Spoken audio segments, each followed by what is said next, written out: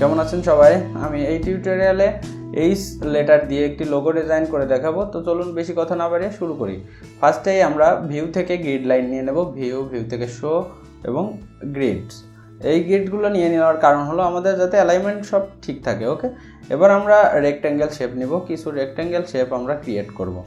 ওকে, এখন আমরা এখান থেকে সাপোজ এখান থেকে আমরা কিছু রেক্ট্যাঙ্গেল শেপ ক্রিয়েট করে নিই। সাপোজ এতটুকুই আমরা ক্রিয়েট করে নিলাম। ওকে, আপনি আপনার মতো করে নিতে পারেন, জাস্ট আমি আমার মতো করে নিচ্ছি। এবং দেন এটাকে আমরা কন্ট্রোল জে দিব, একটা ডুপ্লিকেট করব এবং এদিকে রাখবো। ওকে, এত দূরে রাখতেই পারি, নো প্রবলেম। এখন আমরা একটি শেপ ক্রিয়েট করব, সেটা হলো এই সাইডে থাকবে আর কি, এই সেট। তো সেক্ষেত্রে আমরা চলে গেলাম এখানে এবং এখান থেকে আমরা কিছু শেপ ক্রিয়েট করব। এর আগে আমরা এটি অ্যালাইন করে নিই, তাহলে আমাদের বুঝতে সুবিধা হবে যে কত দূর কী করছি আর কি। ওকে, আমরা একটু অ্যালাইন করে নিলাম এবং এই মিডিল বরাবর রাখলাম। চাইলে একটু বড় করে নিতে পারি, কন্ট্রোল টি, এবং আমরা একটু বড় করে নিলাম আমাদের সুবিধার জন্য, গ্রিড লাইন যেন আমরা ঠিকভাবে ফলো করতে পারি। এবার আমরা রেক্ট্যাঙ্গেল শেপ নিলাম, আবার রেক্ট্যাঙ্গেল শেপ নিয়ে আমরা কিছু গ্রিড লাইন এখানে টেনে নেব। এখন এখান থেকে আমরা গ্রিড লাইন একটি এখানে টেনে নিলাম এবং এটি আমাদের এই রাইট সাইডে শেপ এখানে আমাদের অ্যালাইন থাকবে। ওকে, এবং এই তিনটি শেপ আমরা একটিতে কনভার্ট করে নিব। ঠিক আছে, তো সেক্ষেত্রে আমরা চলে যাব লেয়ার থেকে কম্বাইন্ড শেপ এবং ইউনিট শেপস। ওকে, একটিতে পরিণত হয়ে গেছে এবং এখানে আমরা আরও একটি এইচ আকারের তৈরি করব আর কি।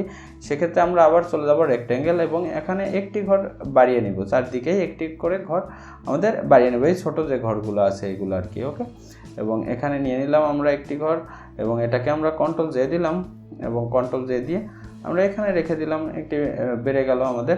এবং এই মিডিলে যে আছে এটিকেও আমরা একটি বাড়িয়ে নেব। ওকে, একটু বাড়িয়ে নেব এবং এই এক ঘর আর কি, এখান থেকে আমরা এক ঘর এখানে বাড়িয়ে নিলাম। ওকে, এবার আমরা জুম করে দেখব যে আমাদের শেপসগুলো ঠিক আছে কিনা। এই যে 1 পিক্সেল আমাদের রাইট সাইডে চলে গেছে এবং লেফট অ্যারো দিয়ে আমরা 1 পিক্সেল এদিকে নিয়ে নিলাম এবং ডান সাইডেও আমরা দেখব যে একটু আমাদের এদিকে চলে গেছে। সেক্ষেত্রে আমরা কন্ট্রোল টি দিব, কন্ট্রোল টি দিয়ে আমরা এই জায়গায় রেখে দিব এবং দেন ওকে করে দেব। এবার আমরা কালার চেঞ্জ করতে পারি, বা ফার্স্টে একটা কাজ করি, এটাকে আমরা একটা শেপে নিয়ে আসি। সেক্ষেত্রে আমরা চলে যাব লেয়ার থেকে কম্বাইন্ড শেপ এবং ইউনিট শেপস। ওকে, এবং এই দুইটি শেপস আমাদের সিলেক্ট করে কন্ট্রোল টি করব, একটু আমাদের অ্যাঙ্গেল করে দিতে হবে এবং রাইট বাটন ক্লিক দেবো, তারপর স্কিউ করব এবং এখানে সিলেক্ট করে শিফট কিবোর্ড থেকে শিফট চেপে আমরা রাইট সাইডে এভাবে ডার্ক করে জাস্ট -25। ওকে, দেন আমরা ওকে করে দিলাম। এবার আমরা যে কালারগুলো চেঞ্জ করে নিই, এই নিচের যে শেপটি আছে এটি আমরা উপরে দিয়ে দেবো এবং উপরেরটি আমরা নিচে দিয়ে দেবো। এই তো চলে এসেছে। এবং উপরে যে শেপটি আছে এটির কালার আমরা চেঞ্জ করে দেবো। শেপ এখান থেকে আমরা ফিল কালার অন্য আরও একটি দিয়ে দিই, সাপোজ গ্রিন কালার দিয়ে দিলাম, নো প্রবলেম। এখন আমাদের আমরা একটু কাজ করব, সেটা হলো একটু এই শেপসগুলা আমাদের একটু অ্যাঙ্গেল করে দেবো, অর্থাৎ কোণা আকারে করে দেবো। সেক্ষেত্রে আমাদের কী করতে হবে, এক্ষেত্রে আমাদের ডিরেক্ট সিলেকশন নিতে হবে। অবশ্যই ডিরেক্ট সিলেকশন নিয়ে নিচের যে শেপটি আছে এটি আমরা ফার্স্টে ক্রিয়েট করে নিই। এখানে এই যে অ্যাঙ্কার পয়েন্ট আছে এই অ্যাঙ্কার পয়েন্টটি ধরে জাস্ট আমরা উপরের দিকে ডার্ক করে দিই। ওকে, উপরের দিকে আমরা ডার্ক করে দিলাম এভাবে এবং আমাদের ফলো করতে হবে যে এই অ্যাঙ্গেল ঠিক আছে কিনা, অ্যালাইনগুলো আমাদের যেন ঠিক থাকে। ওকে, দিয়ে দিলাম, কত ঘর দিলাম এখানে, 1 2 3 ঘর দিলাম। এখন আমাদের এই নিচের যে এই শেপটিতেই এখানেও আমরা 3 ঘর এইদিকে দিয়ে দেবো, এই ছোটো ঘর আর কি। ওকে, 1 2 3 এইখানে, দেন আমরা একটু অ্যালাইন দেখে নিয়ে দেন ওকে করে দেব। ওকে, এবার যে উপরের শেপটি আছে এটিও আমরা একটু কাস্টমাইজ করব। উপরের শেপে সিলেক্ট থাকা অবস্থায় আমরা চলে যাব এই এখান থেকেও আমরা একটু বাড়িয়ে দিব, জাস্ট আমরা 2 ঘর দিয়ে দিতে পারি, নো প্রবলেম। এবং আরও একটু বাড়িয়েও দিয়ে দিতে পারি, 2 ঘর দিলাম আর কি। ওকে, এবং এই যে নিচে যেটি আছে এটিকেও আমরা 2 ঘর দিয়ে দিই, 1 2। ওকে, দেন ওকে। এবার আমরা যেটা করতে পারি সেটা হলো একটু স্টক দিয়ে দিতে পারি। আমরা ফার্স্টে এখন কি করব, এখন গ্রিড লাইনগুলো আমরা হাইড করে দিই, আমাদের গ্রিড লাইন আর প্রয়োজন নেই। সেক্ষেত্রে আমরা চলে যাব ভিউ থেকে শো, এবং দেন গ্রিড আমরা চেক উঠাই দিলাম, গ্রিড লাইনগুলো আমাদের হাইড হয়ে গেছে। এবার আমরা 2টি শেপ সিলেক্ট করে একটু নিচের দিকে নিয়ে আসি।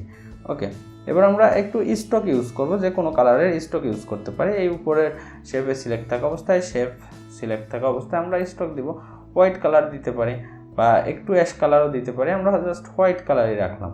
ওকে, এখন আমাদের যে নিচের শেপটি আছে এটিতেও আমরা একটু স্টক দিয়ে দিতে পারি। সেক্ষেত্রে স্টক আমরা এটাতে গ্রিন কালারের স্টক দিয়ে দিতে পারি, যাতে আমাদের কালার ম্যাচিং হয়, বা উপরের যে লেয়ারটি আছে এটিতে একটু লাইট গ্রিন দিয়ে দিতে পারি। কালার যেটি আমরা ইউজ করি সেটাতে কোনো প্রবলেমই নেই, আপনি আপনার মতো করে ইউজ করতে পারেন। এখন আমাদের যে শেপ আছে, শেপের যে স্টক আছে, স্টক একটু বাড়িয়ে দিতে পারি, 5 পিটি করে দিতে পারি।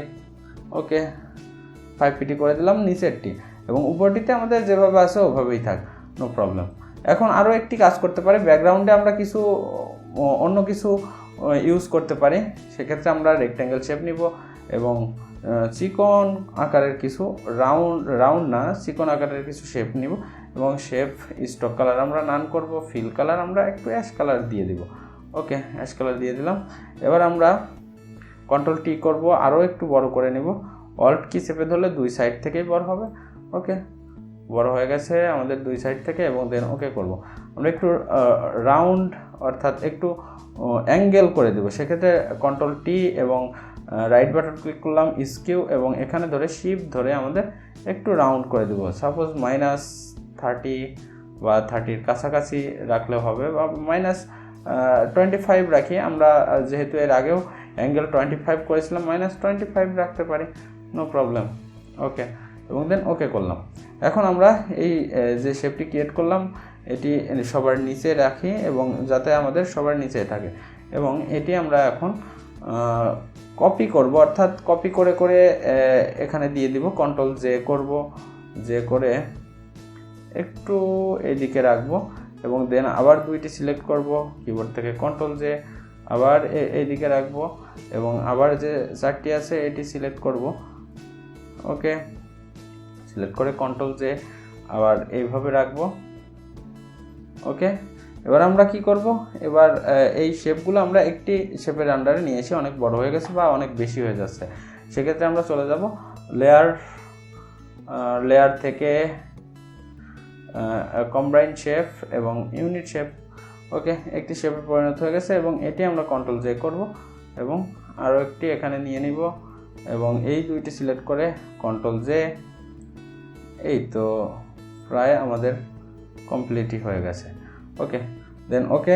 আমাদের এখন আমরা এই যে শেপগুলো আছে এই শেপগুলো একটি শেপের আন্ডারে নিয়ে নিব, এবং সবগুলো সিলেক্ট করে আমরা চলে যাব লেয়ার থেকে কম্বাইন্ড শেপ এবং ইউনিট শেপ। ওকে, আমাদের শেপ ইউনিট শেপ চলে এসেছে। এখন আমরা চাইলে, আমি জাস্ট অ্যালাইন অতটা ঠিক রাখলাম না যে ব্যাকগ্রাউন্ডের, আপনি চাইলে অ্যালাইন ঠিক করে করতে পারেন। এখন আমাদের একটু বৃত্তাকার